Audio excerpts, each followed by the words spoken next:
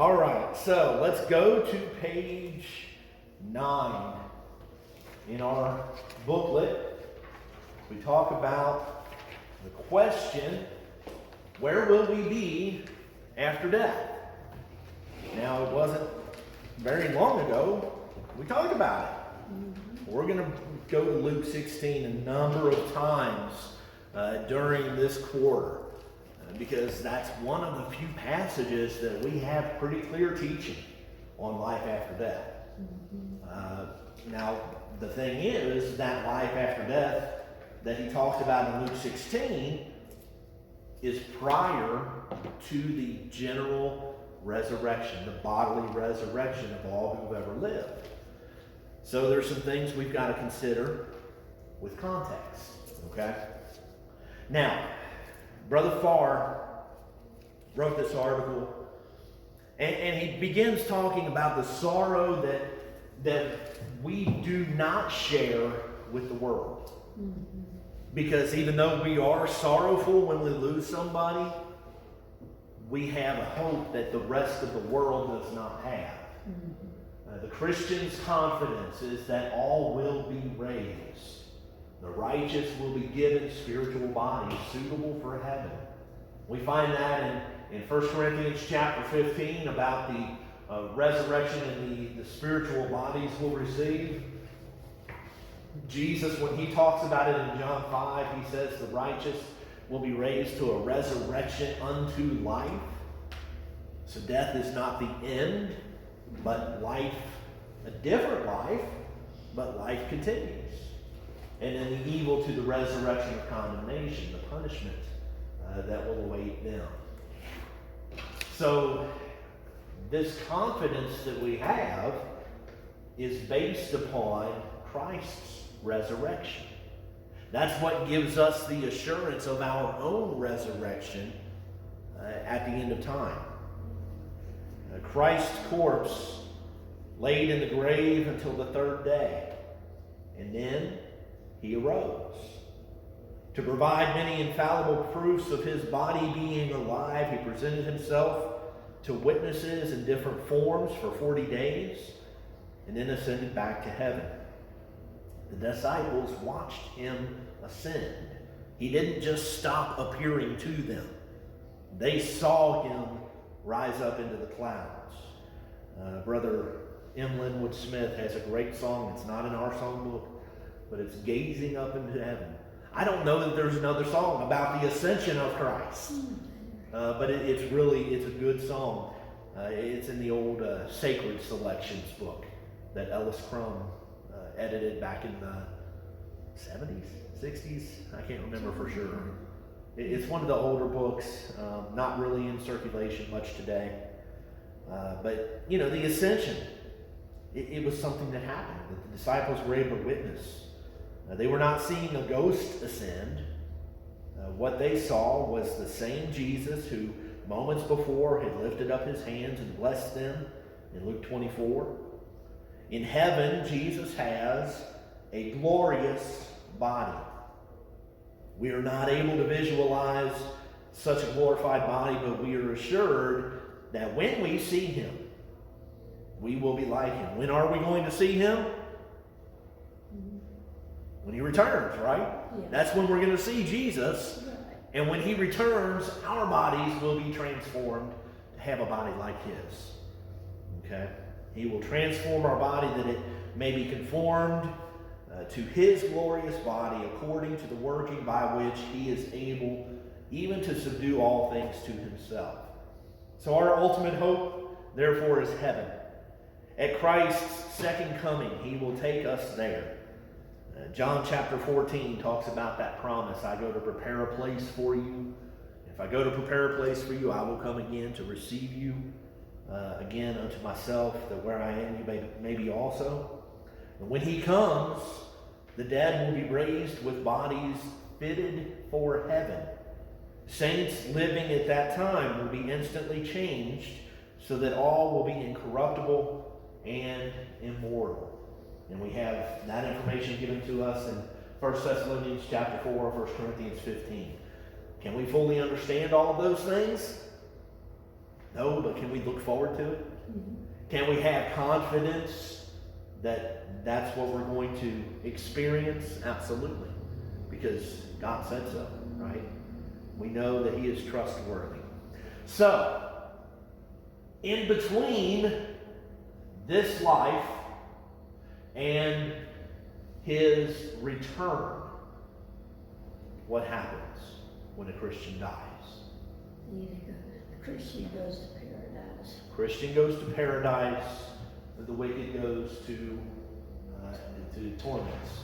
Both are in Hades. All right, so we've got what we call an intermediate state. This is a accommodative term. These words are not in the Bible, but it's just what we understand as far as what's going to happen between this life and eternity in heaven or eternity in hell. This is the question that we have. James chapter 2, verse 26 says the body without the spirit is dead. But what about the spirit without the body? You can't say the converse. The spirit lives on. What happened to Lazarus when his body died? He was carried to Abraham's bosom. Right? Now, as far as the rich man, we don't know exactly how he got to torments. Did Satan's angels, the fallen angels, did they carry him to Hades? We don't know. We're not told that. We know that he lifted his eyes being in torment. That's all we're told. He died and he was in torment. But there's a comforting transition for the Christian being carried by the angels. The spirit, according to Ecclesiastes 12:7, shall return unto God who gave it. Okay? So the body without the spirit is dead, but the spirit without the body goes back into the care of God. It does not mean it goes to God himself, but it goes into the care of God. The Sadducees denied the existence of man's immortal spirit. They denied the existence of angels. But Jesus told them, when they had a question about the resurrection, they were trying to trap him with some leading questions. But Jesus told them that God is not the God of the dead, but of the living. He's the God of Abraham. He is the God of Isaac. He is the God of Jacob. Not was, but is. He's the God of the living. Death sometimes is referenced as sleep. This is a figurative reference. Sleep is a metaphor for death. It refers basically to the body in a figurative sense, because what do you see when you see a corpse? You see a body. You see a body, their eyes are closed. It looks like they're sleeping, doesn't it? Mm-hmm. The spirit is not with the body. The body appears to be asleep. And so, multiple writers, and Jesus himself in John 11, after Lazarus died, he is asleep. Paul talks about those who have fallen asleep. Stephen, after he was stoned to death, he fell asleep. His body appeared to go to sleep. We understand that was a figure of speech. It kind of softened. He passed away. It softens the blow of what it is. It's not as blunt as saying he died, but that's what it refers to. Christ holds the keys to Hades and death. No one on this side of death can fully comprehend what is on the other side. Now again, intermediate state is not a biblical term. It's an accommodative term to help us understand what we're talking about. It is a term that is used to refer to the place where the spirits of the dead await the resurrection. Since the general resurrection has not yet occurred, the spirits are in Hades. What we infer about it comes by comparing the facts that are revealed in the Scriptures. There are a number of able Bible students, and we'll talk about one of those later tonight if we have the time, that have come to different conclusions. And I don't agree with all of the conclusions that they've come to, and the majority of our brethren have not agreed with them. But we need to understand that there are some different things that people teach regarding this. We need to understand it's not necessarily a matter of fellowship. Okay? If somebody wants to believe that a person goes directly to heaven at death, okay. That's not going to affect their soul. It's not going to affect your soul. It's not going to affect the way you live today. Yeah. You know? It's not impacting your obedience or disobedience.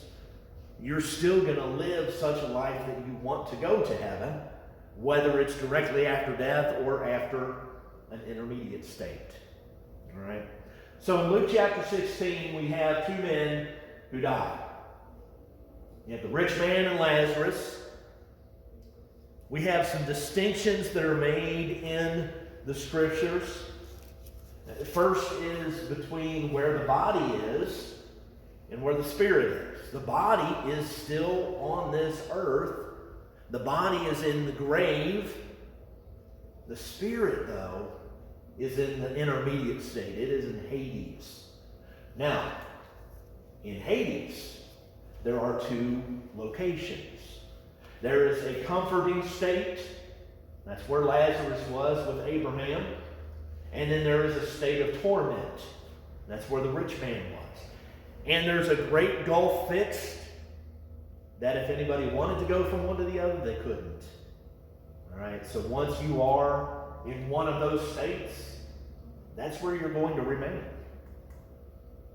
While the rich man and Lazarus were in Hades, here's another contrast, there's still others who are alive on earth. Okay, so Hades has a bunch of spirits in it right now, but there's still a bunch of spirits still residing in bodies on this earth. There's some who say that we have bodies, what is it? We have souls that are housed in bodies, but it'd be better to say we are souls that are housed in bodies, or something to that effect. The way that you say it, I don't know.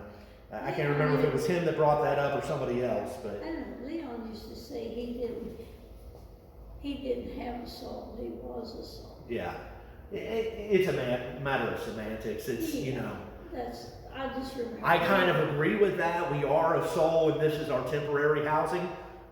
Yeah. But our soul is going to continue on for eternity.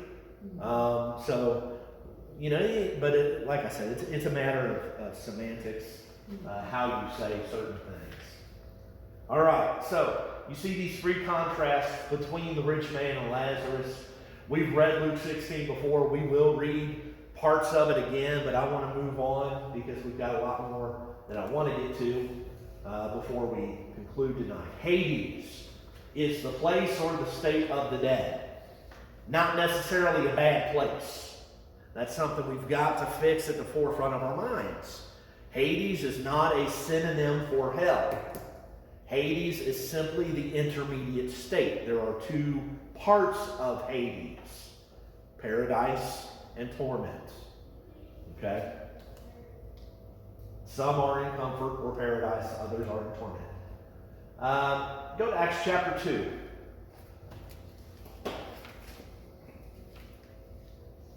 Acts chapter 2, verses 25 through 28. This is the sermon on Pentecost, the very first gospel sermon following Jesus' resurrection. And in it, Peter quotes from the 16th Psalm.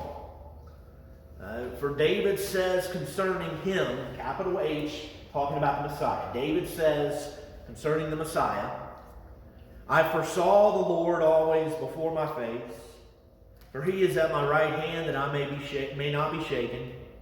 Therefore my heart rejoiced and my tongue was glad. Moreover, my flesh also will rest in hope, for you will not leave my soul in Hades, nor will you allow your Holy One to see corruption.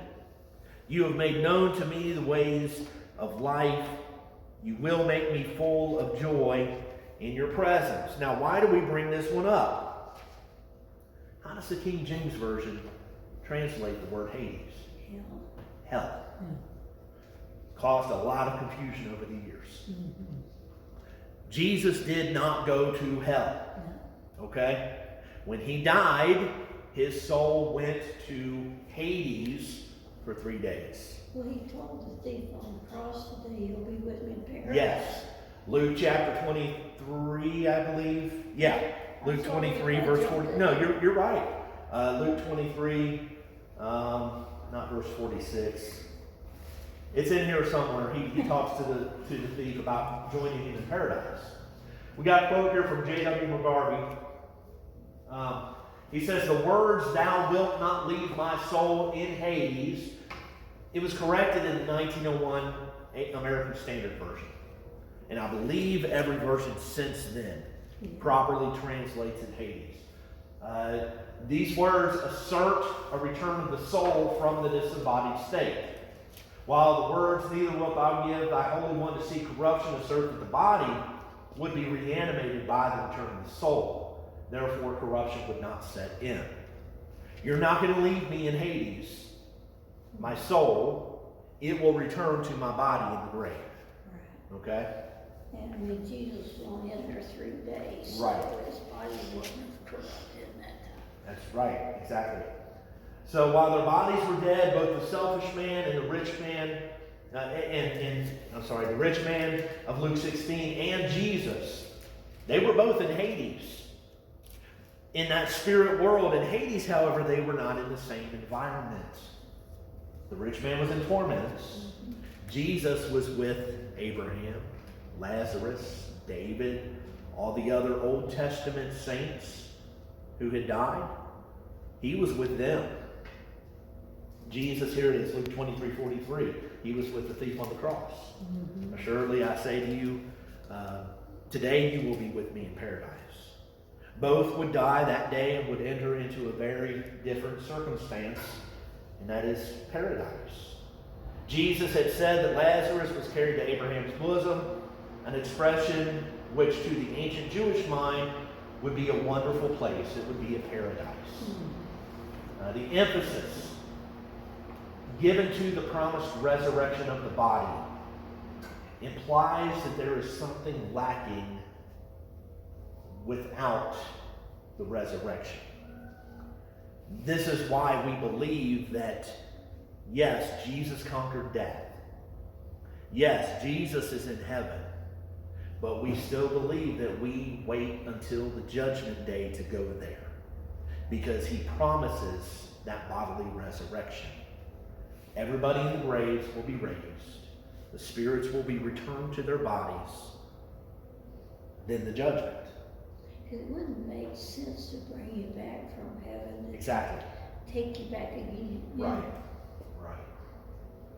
Okay. Spirits in prison. 1 Peter chapter 3, verses 18 through 20. Peter wrote about some folks who, because of their disobedience, had died when? In the context of 1 Peter 3:18. Who is he talking about? Those who died when? Look at verses 18 through 20.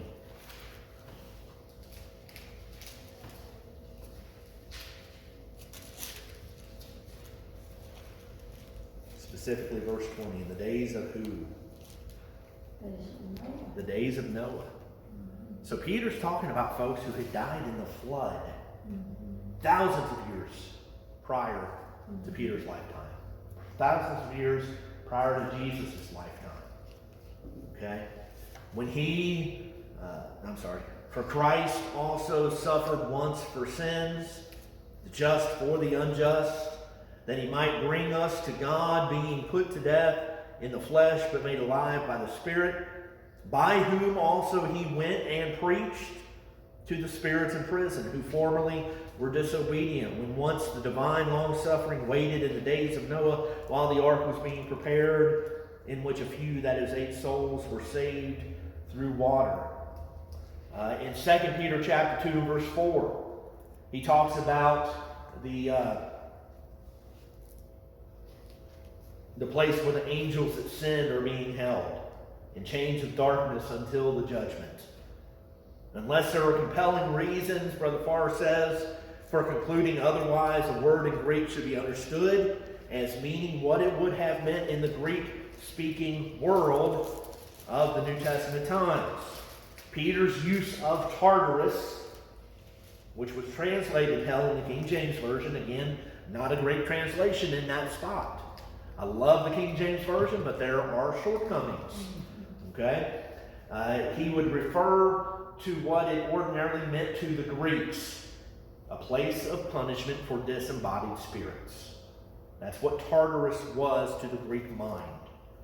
While the word Tartarus itself is not used regarding the spirits of wicked men, the idea of that place is implied.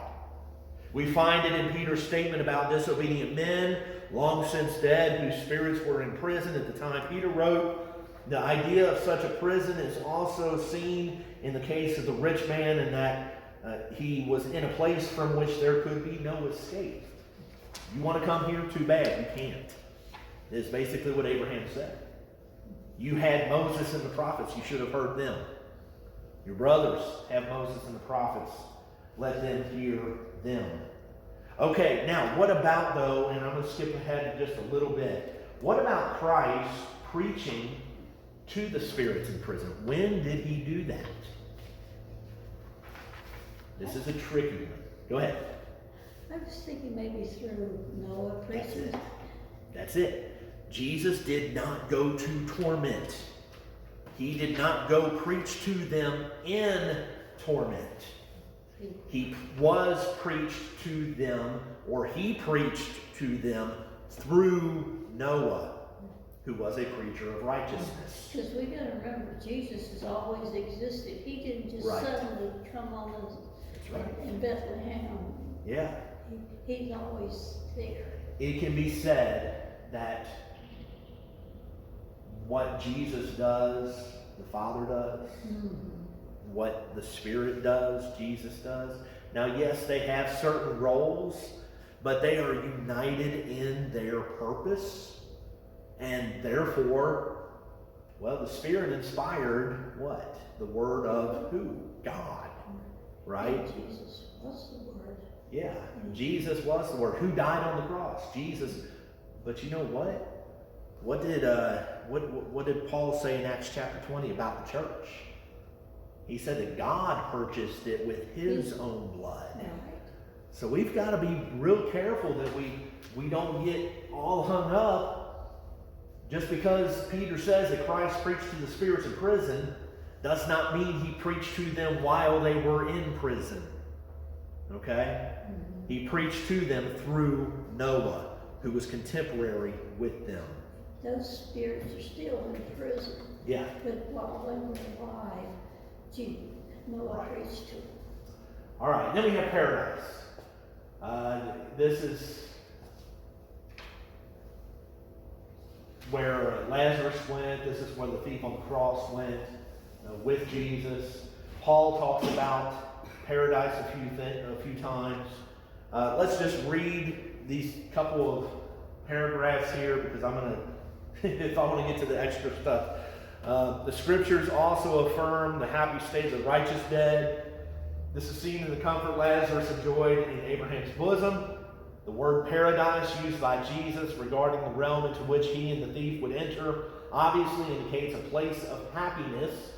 Paul's hope was that while absent from the body, he would be present with the Lord, 2 Corinthians 5:8. He looked upon death as departing from the flesh to be with Christ, which is far better, Philippians 1:23. Blessed are the dead which die in the Lord, Revelation 14:13. Paul was given a vision of the third heaven. He did not know whether this experience was within his body or outside his body, but he knew it was paradise. Paul's confidence was that this body was only a tent which would perish, but that he would have a house not made with hands in eternity, eternal in the heavens. He foresaw that when in death he would be absent from the body, he would still be present with the Lord, because the Lord is always with Christians, is he not? By being with the Lord, he does not mean in his ultimate presence in heaven. Paul knew all would be taken to heaven at the second coming. There is a place for the spirits of the departed, which for the saints is far better. The ultimate perfection will be when body and spirit are glorified in heaven. And in one final quote from that last section, last paragraph, our minds may try to visualize all that is behind the Scripture's limited references to the state of the dead, but it is not possible to visualize things beyond our fleshly experiences. It is sufficient to understand as much as we can and leave the rest to God. Now, let's talk about this article, Where Will Faithful Christians Go at Death? Brother Gus Nichols was a prominent preacher in the 20th century. He was a man highly respected and still highly respected among many sound preachers. He did not believe what I just taught. He believed that at death, a faithful Christian goes directly to heaven, and he bases that on Philippians, I've already lost it. He bases it on Philippians 1, 23 and 24, where, if it's better for me to stay here or to go to the Lord, he talks about how that is Paul's statement as to what he believed. Now, Guy W. Sims, a couple of months after Brother Nichols expressed these opinions in the Gospel Advocate in 1962, Brother Sims answered the argument concerning Philippians 1. He said, this passage forever destroys the materialistic theory that the soul of man is mortal. But it does not teach that Paul expected to go directly to his reward, or immediately to his reward. Paul expected a crown, typo there, sorry about that, a crown of righteousness to be given to him in the judgment day, not before. And Brother Sims continued in his refutation that Paul taught that our new bodies will be given when the Lord returns. So are you going directly to heaven, or are you waiting until you get your new body? He can't have it both ways, okay? If the souls of the righteous go immediately to heaven, then would they not receive their eternal bodies then? And then if they get another at the resurrection, that would make two bodies. I am persuaded, this is what Brother Sims said, I'm persuaded that this theory has no place in it for the plain Bible teaching about the resurrection of our bodies in the final judgment. Now, I consider one of the stronger arguments against Brother Nichols' theory of instant heaven from Acts chapter 2, day of Pentecost. It is only asserted, Brother Sims says, that the intermediate state ended with Christ's resurrection. Where is the proof? On the day of Pentecost, Peter said that David had not yet ascended to heaven. David was a righteous man. He had been dead for hundreds of years when Peter spoke about him, yet his body was still buried in the city of Jerusalem.